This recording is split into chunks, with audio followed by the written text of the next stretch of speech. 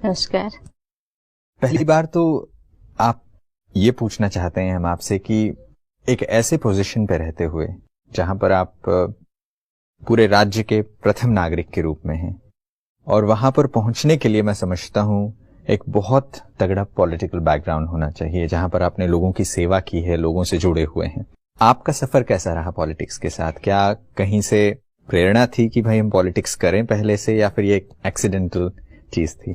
क्योंकि मैं ऐसे एक फैमिली से बिलोंग करती हूँ जो poorest of the poor family से बिलोंग करती हूँ जी। और ऐसे सोसाइटी से बिलोंग करती हूँ।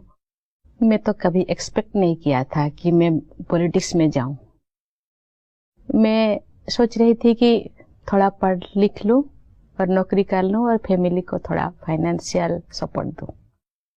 लेकिन मेरी जिंदगी में ऐसे ऐसे घटनाएं घटी तो मुझे नौकरी छोड़ना पड़ा। तो बच्चे जो बढ़ने लगी तो मेरे पास टाइम ही टाइम, सरप्लस टाइम मुझे मिल गया। तो मैंने सोचा कि कुछ काम करना चाहिए। मेरे पास कोई काम नहीं था। पब्लिक स्कूल में मैं ऑनररी टीचरशिप की जी। मैं पगार नहीं लेती थी। जी जी। तो इससे भी मेरा टाइम बहुत ज्यादा फिर सरप्लस हो गया। तो कुछ सोशल इंस्टीट्यूट से मैंने जुड़ किया, सोशल वर्क किया बहुत सारा। गांव के लोग जो बहुत पिछले हैं, पिछले एरिया, वहाँ मैं ओडिशा से बिलोंग करती हूँ, मयूरभंज डिस्ट्रिक्ट जो ट्राइबल डोमिनेटेड डिस्ट्रिक्ट है। ट्राइबल लोग एजुकेशनली सोशली बहुत बैकवर्ड, मैं उनके लिए काम किया जी। मुझे लगता है कि लोगों का नजर मेरे ऊपर पड़ा, मेरे पीछे पड़ गए कि आपको तो पॉलिटिक्स ज्वाइन करना चाहिए।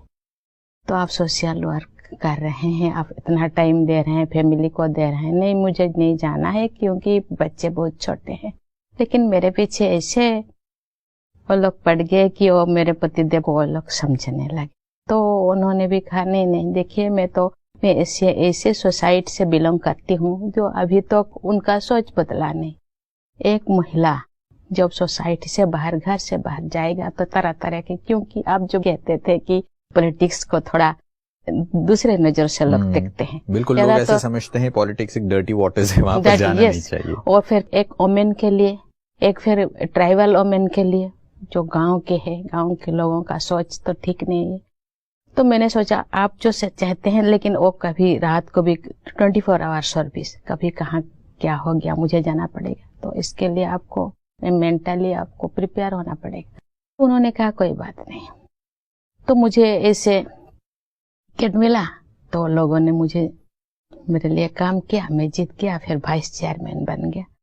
और एक नोटिफाइड एरिया काउंसिल में, मेरा गांव में अपना गांव है, लेकिन वो बच्चे जो पढ़ने के लिए फिर वहाँ इतना सुविधा नहीं था, इसीलिए हम टाउनशिप में रहने लगे।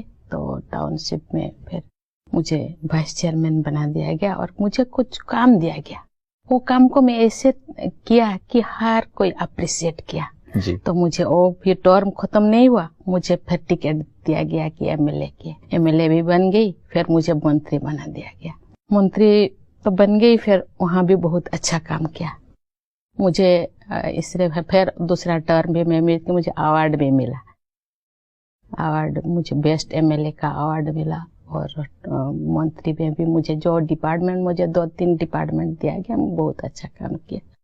तो इसके बाद फिर मेरे जीवन में बाढ़ आ गया, भूकंप आ गया, सुनामी आ गया। पॉलिटिक्स में तो थी, लेकिन मैं बहुत स्पिरिचुअल, जहाँ पे भी भजन कीर्तन होता था, जहाँ प्रवचन होता था, मुझे जाती थी। मुझे कोई अजीब सी खिंचाव है जी।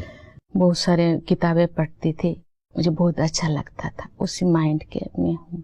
मैं किसी को दुख देना, किसी के दुख दर्द को बांटना मुझे बहुत अच्छा लगता था। तो फिर भी इतने करने के बाद भी मेरे जिंदगी में बहुत ज्यादा भूकंप आ गया। 2009 में मेरा बेटा, तो 25 साल का बेटा देहांत हो गया। सोया था, बस सुबह उठा तो बेटा नहीं। तो बहुत धक्का लगा मुझे, फ्रस्ट्रेशन आ गया, डिप्रेशन आ गया।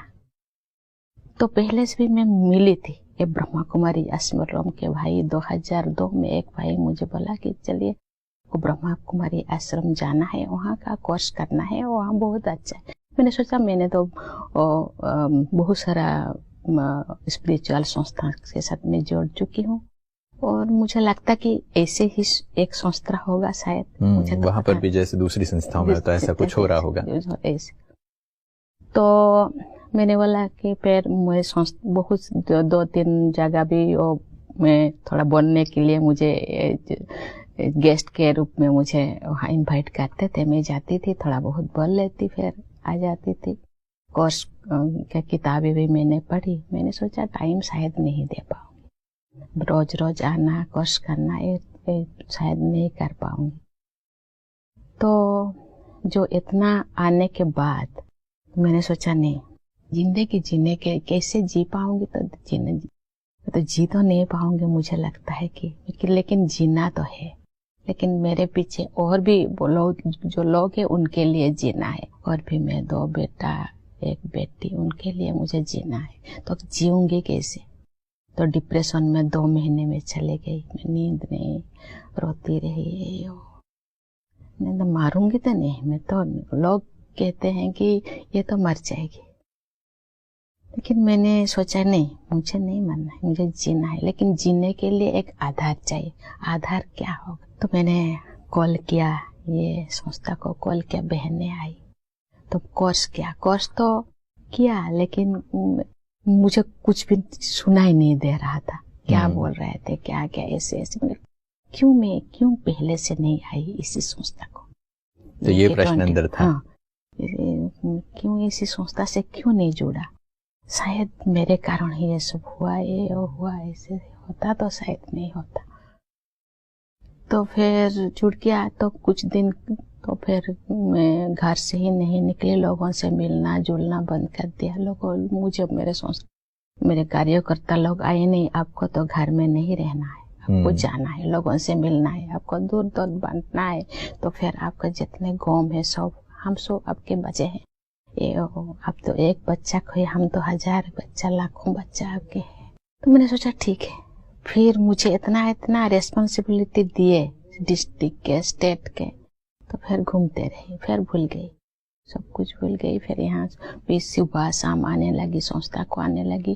कभी दिन में सुबह से 2 बजे तक पॉलिटिकल काम, फिर 2 बजे से और रात 10 बजे तक संस्था का काम। गांव जाते थे, क्लास करते थे, कोर्स करते थे, मैं प्रोग्राम करती थी। मेरे पास गाड़ी था, फिर बहनें में गाड़ी में जाते थे, फिर हम गांव घूमते थे, फिर काम करते थे। फिर 2013 आए, जनवरी 2 को फिर दूसरा बेटा चला गया, घर से निकल गया, फिर वो लौटा नहीं। ये जो दूसरी बार ऐसी घटना हुई, वो जब आपके पास ऑलरेडी जीवन में एक लॉस ऐसा हुआ है और अब दूसरे बेटे के साथ जब ऐसा हुआ, तो डील करना बहुत ही ज्यादा मुश्किल पड़ा होगा आपके लिए। बहुत ज्यादा। मैंने सोचा तब, बाबा क्या मुझे क्या ऐसे मैंने परीक्षा ले रहा है मेरे पास। तो मुझे बहने ने बोला कि आपको ये कहते हैं ना कि हलवा जो पक जाता है वो कढ़ाई से डिटाच हो जाता है जी। कैसे एग्जाम्पल देने लगे। लेकिन मन तो मन है ना, आप जो भी बोले आपको मन को संभालना है, आप खुद को ही करना पड़ता है, बोलने से या कोई लिखने से, कोई सुनने से नहीं, और ठीक नहीं होगा। फिर भी उन्होंने कहा मुझे कि आपको हलचल के अंदर अटल रहना है। कैसे हलचल के अंदर अटल में रहूं? फिर योगा किया, सुबह शाम योगा करते रहे, वो बाबा के कमरे में योगा करते रहे। मुझे थोड़ा स्ट्रेंथ मिले, शक्ति मिले। फिर कुछ दिन फिर डिप्रेशन तो नहीं हुआ था, ये थोड़ा कम धक्का लगा पहले से, थोड़ा स्ट्रॉन्ग में तो थोड़ा कम धक्का लगा। फिर भी मेरे साथ क्यों ऐसे हो रहा है बार बार? तो मेरा जो पति देव थे वो थोड़ा इतना मेरे जैसा इतना स्ट्रॉन्ग नहीं है, वो अब आहिस्ता आहिस्ता वो थोड़ा उनका वो डिप्रेशन लगा उनका वो इसके बाद फिर मेरे से छोटा भाई वो भी चले गए, मेरे माता जी चली गई। मेरे दूसरा बेटा जाने के बाद 1 महीने के अंदर वो 3 आत्मा चले गए, जो नियर एंड डियर। फिर ऐसे हम रहने लगे। मैं काम करते करने लगी, गांव गांव घूमने लगी, फिर भी योगा ये वो करने लगी। फिर भी मैंने सोचा मैं थोड़ा उसको भूलने के लिए कोशिश करती थी। फिर इसके बाद मेरा लास्ट ईयर 2014 में, बेटा का 2013 में देहांत हो गया, 2014 मेरा पतिदेव चले गए। बेटी को मैंने बोला तुम भी ब्रह्मा कुमारी आश्रम जाओ, जिंदगी का कोई भरोसा नहीं, सांस मुझे लगता है मेरा जो सांसों का खजाना है मुझे लगता है कभी भी चले। कहा तो आपको क्या मिला शादी करके, वहां जाके आपको तो कुछ नहीं, आप तो ब्रह्मा कुमारी आश्रम जाते हैं, आपको क्या मिलता है? मुझे जो मिला है मुझे पता है, आपको भी मिलेगा। अभी आए और नहीं आई तो शादी कर लो। उन्होंने कहा मैं शादी भी नहीं करूँ। तो क्या करोगे, मेरे पीछे में चुप चली जाऊंगी तो तुम तो अकेले पड़ जाओगी। तो बहुत भी समझाने के बाद उनको मैं शादी करवा दिया और नौकरी कर रही। तो मैं इसे सेवा करने लगी। अभी तक भी जितने तक मुझे ये गवर्नर पोस्ट नहीं मिल रहा था, मैं गांव घूमने लगी, लोगों को सेवा करने लगी। जो लोग ऐसे वहाँ के लोग का जो लाइफस्टाइल, खाना पीना ये वो XYZ, उसमें वो मस्त रहते हैं। उनको मैंने बोली कि देखिए ऐसे नहीं करना चाहिए, वो करना चाहिए। तो कुछ लोग तो बदल गए हैं। इसके बाद मैंने लैंडेड प्रॉपर्टी मेरे पतिदेव का बहुत ज्यादा है, मैंने बहनों को दे दिया। घर गांव में जो घर है, बहनों को बोले कि तुम गाँव यहीं पे रह कर के लोगों का सेवा करो। फिर मेरा एक भाई है, उनको मेरे पास बुला लिया। उनको मैंने बोली कि चलो तुम्हारे घर भी दे दो, ब्रह्मा को वो भी दे दी। अभी अपना घर जो टाउन पे है वहाँ मेरे भाभी रहती है अकेला। तो अभी फिर उसको भी हम सोचते हैं कि ब्रह्मा कुमारी को हम दे देंगे, क्योंकि मुझे लगता है ये ही ठीक रहेगा। तो लोग कहते हैं कि मुझे एक दिन ऐसे न्यूज आया कि नहीं आपको तो वो लोग गवर्नर बनाने के लिए सोच रहे हैं। मैं क्यों ऐसे गवर्नर में बन गई। लोग मुझे पूछने लगे, जितने भी न्यूज वाले सब पूछने लगे कौन सिफारिश के, मतलब मेरे लिए सिफारिश करने के लिए कोई नहीं। मैं अप्लाई भी नहीं किया और मैं किसी को बोला भी नहीं।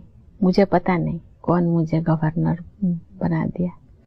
मुझे लगता है कि बाबा ही शायद सिफारिश करने वाला है, क्योंकि मैं ऐसे हूँ कि मेरे लिए बोलने वाला कोई नहीं। ये जो आपकी जीवन की कहानी है, जब इसे सुनते हैं तो मैं समझता हूँ हमारे दर्शकों को भी ये बिलीव करने के लिए बहुत ही मुश्किल सी जैसी कहानी लगती है।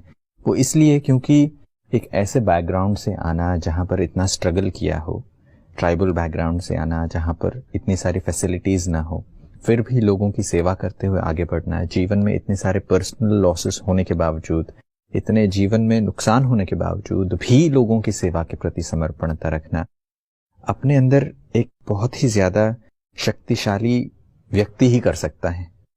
अगर वो आंतरिक बल न हो तो शायद ही इसे कोई कर सकता है। नहीं, मैंने सोचा कि देखिए बैठने से तरह तरह की याद आएगा। मैं एंगेज होना चाहती हूँ। एंगेज मीन्स भगवान के दया से मेरे पास खाने के लिए है, रहने के लिए है, तो इसीलिए मेरे पास जो टाइम है, टाइम ही बहुत ज्यादा है, वो फिर मैं देना चाहती हूँ। कहाँ दूँ? मैं तो अर्निंग करने की जरूरत नहीं है, कुछ तो खाने के लिए है। अभी एज हो गया है, 2 रोटी खाना है, बस हो गया। 2 रोटी के लिए और तो कुछ कमाना नहीं, इसलिए मुझे देना है, सोसाइटी को देना है। जो लोग ऐसे ऐसे मेरे जैसा बहुत सारे ऐसे प्रॉब्लम्स में, मुझे तो थोड़ा बहुत खाने को मिल रहा है, लेकिन जो लोगों को कुछ भी नहीं, उनके लिए कुछ करना, उनके लिए जीना है, उनके लिए मुझे कुछ करना है। बिल्कुल, हिंदी में कहा जाता है कि वह जीना भी क्या जीना है जो खुद के लिए और मर जाए जो, यह राजयोग अमृत घोलो औरों का भला हो जाने दो। जब हम दूसरों की भलाई के बारे में सोचते हैं, दूसरों के लिए जब कुछ करने के बारे में सोचते हैं, तो मैं समझता हूँ हमारा जीवन एक उदाहरण बन जाता है। जैसा आपका जीवन आज है, बहुतों के लिए प्रेरणादायी है। ये आपके जीवन से संबंधित घटनाओं के साथ मैं एक प्रश्न ये पूछना चाहता हूँ कि आध्यात्मिकता आपको कितना बल देती है? आज के समय में जो हमारे दर्शक हैं, उनको आप क्या कहना चाहेंगे कि आध्यात्मिकता कितना जरूरी है? आज मैं आपके सामने 2 शब्द जो बोलने के लिए मुझे जो ताकत है, आध्यात्मिकता का ही बोलते, क्योंकि मैं शायद कुछ बोलने से कोई शायद समझेंगे या नहीं मुझे पता नहीं, लेकिन लोग कहते हैं आप कैसे 3:30 बजे उठ जाते हैं, आप कैसे मैनेज करते हो। वो कहते हैं अच्छा गवर्नर मैडम क्या कर रहे हैं दिन भर, क्या कर कैसे वो टाइम पास कर रहे हैं। मैंने बोला देखिए कभी कभी मुझे शरीर थोड़ा खराब लगता है तो नींद आ जाता है, तो फिर भी मुझे कोई बोलता है कि तुमको उठता है 3:30 बजे, 3:30 बजे कोई मुझे बोलता है उठो। लोग कहते हैं आपका एज हो गया, एज होने से कहते हैं कि नींद नहीं आता मुझे, लेकिन 9:30 बजे 10 बजे नींद अपने आप आ जाता है। कुछ कहाँ भी जाती हूँ, कोई भी सब्जेक्ट मुझे दे देते हैं, मैं बोल लेती हूँ।